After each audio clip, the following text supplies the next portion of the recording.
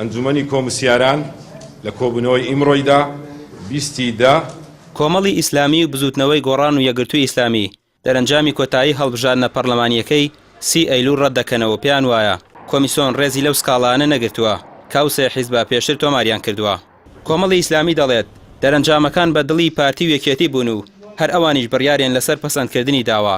لە چەند ڕۆژی ئایندەدا لە کۆبوونەوەیەکی سەرکرداتیەکەیدا کۆمەڵ دوا بڕیار لەو بارەوە دەدات. یەکێتی و پارتی بە ڕێکەوتنێکی دووقۆڵی کارێکیان کرد کە ئەنجومەنی کۆمیسیاران لە نۆ ئەندام ئەنجومان پێنجیاندان بە هەڵبژاردنەکان بنێنەوە نەتیجەکانی پەسەند بکەن. دوجار کۆمەڵی ئیسلامی سەرکردایەتی کۆ دەبێتەوە بڕیاری خۆی دەدا لەسەر پەسەندکردنی ئەنجامەکان بە شێوەیەکی گشتیارەتکردنەوەی و پاشان بڕیاردان لەوەی لە حکوومەت بەشدار دەبێت یاوە کەسێکی ئۆپۆزیسیۆن دەمێنێتەوە.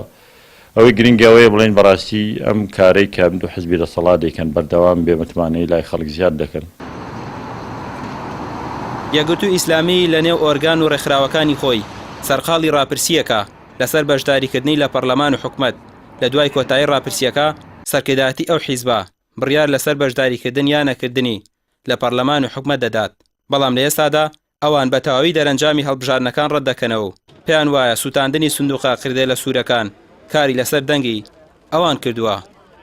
ئەمە نەتیجەیەکە ئێمە بەدانی پیانانین و لە ئایندێکی نزیکە سەرکردایەتی یەکگرتووی ئیسلامی کوردستان هەڵوێستی یەکلاکەرەوەیە بێ بۆ بەشداریکردن یا بەشداری نەکردن لە پەرلەمانی کوردستان و لە حکوومەتی هەرێمی کوردستان و لە کۆی پرۆسەی سیاسیش.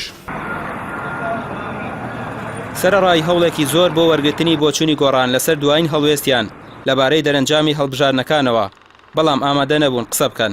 ئەو سێ حیزبەش کە لە هەڵبژاردنە پەرلەمانیەکەی 30 ئەیلوول بەشداریان کرد سکاڵایەکی ئێجگار زۆریان لەسەر ساختەکاریەکان تۆمار کرد.